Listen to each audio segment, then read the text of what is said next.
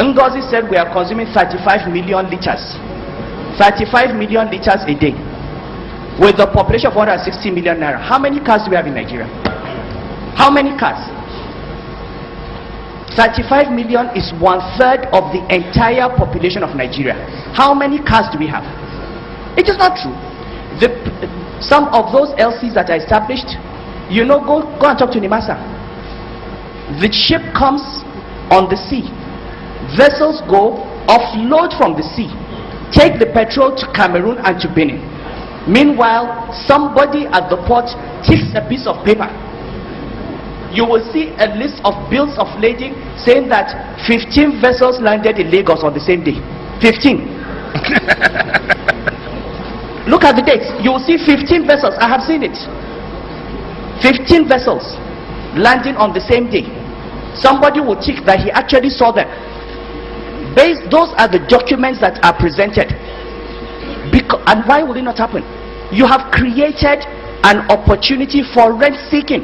The difference between 65 and 140 is so huge. 1 trillion naira is enough to bribe anybody to sign anything.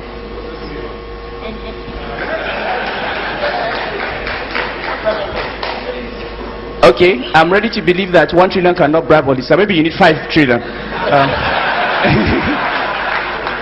But the point I'm making is that we talk about corruption. But corruption thrives on opportunities that we create for people to be corrupt. And you need to shut off those opportunities. If you say you have a subsidy, and if the poor people of Nigeria are not buying fuel at 65 naira per liter, then it is not a subsidy, it is rent. So what we are saying is, I am not a proponent for removal of subsidy, I am a proponent for removal of rent. Now let's look at the impact of this distortion on the system and on the economy. And let us talk about the areas that we are going. I'm speaking for Ngozi and for Dizani here and everybody. Let us talk about the things we all agree on. We all agree that there is corruption in government and that it needs to be addressed.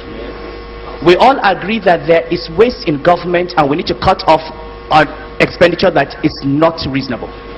Okay? We all agree that government has been inefficient, that delivery has not been good, and that we need to improve on execution and delivery. Okay, so we're not here to debate that. And as Nigerians in the public and private sector, we are all responsible. I go to private sector meetings and they say government is so corrupt. I say, how many of you can swear that in your life you have not offered a government officer bribe? How many? Because corruption is the private sector that bribes public officers. So we all have to stop.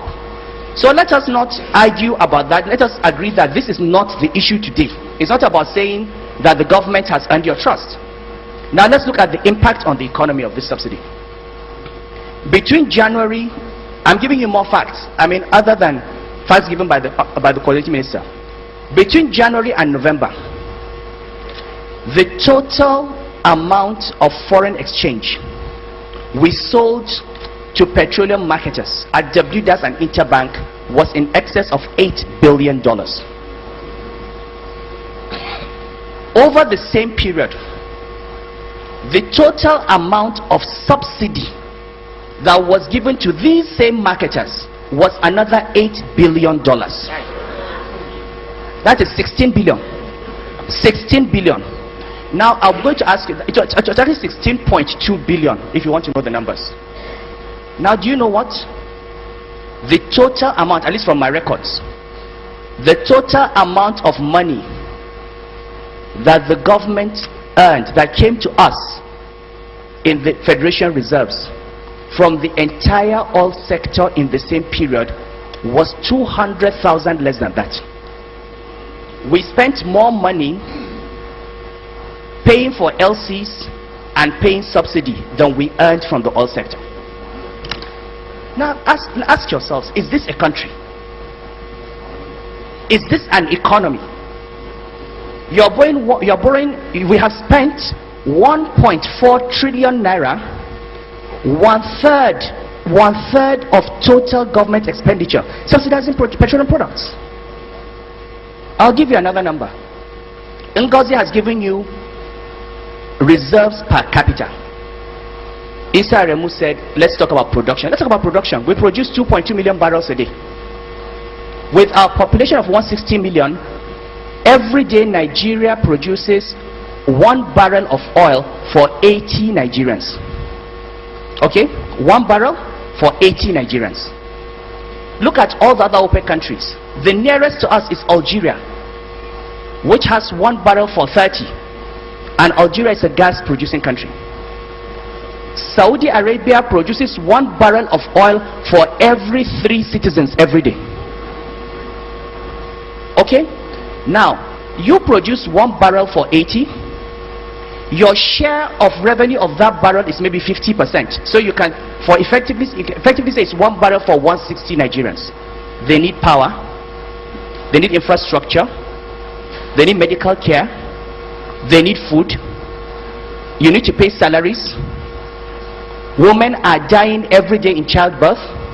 Children are dying of malaria. People are dying of AIDS. You need roads. You need petroleum subsidy. Please give me your hierarchy of priorities. What would you sacrifice? We are taking 1/3 of that money and paying petroleum subsidy, leaving 2/3. And out of that 2/3, Ngozi will tell you 70% goes to pay salaries. The same people are talking about government expenditure. If you say you are going to retrench workers at the civil service, they will be up in arms. How do you reduce salary? How do you reduce the salary bill?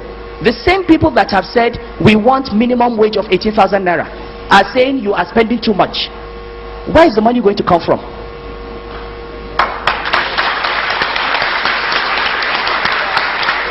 To pay those salaries, to maintain those civil servants, to provide health care, you need to free up resources. I mean, this is what economics is about. Now, to come and tell me that there's going to be hardship and difficulty is not an economic argument. The economic argument is to say, this is the cost of removing subsidy. What is the cost of not removing it? And let me tell you something. This government can continue paying this subsidy to 2015. It will not come down. But the next government will be saddled with a debt burden that it cannot maintain. And the Greece situation would be nothing compared to where we are. So, to think that, these decisions are not easy. Europe today is facing a crisis.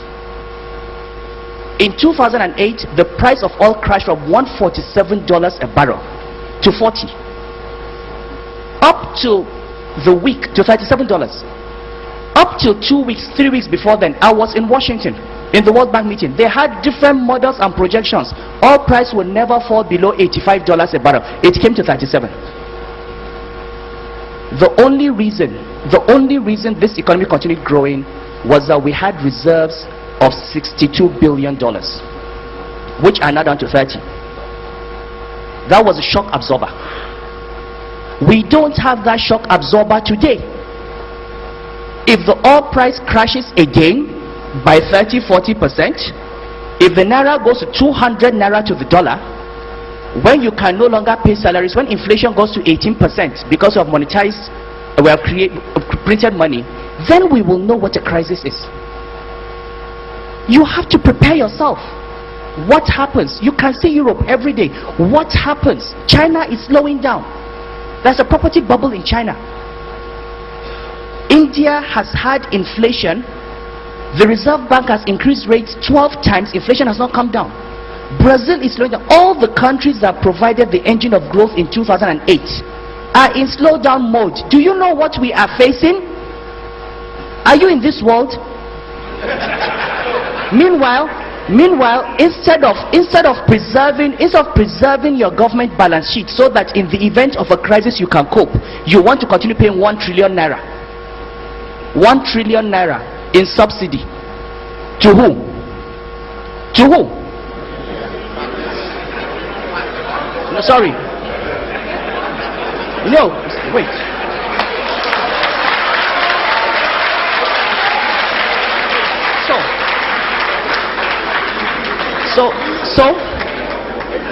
So fine. So we talk about costs, and I would be the last person. I'll be the last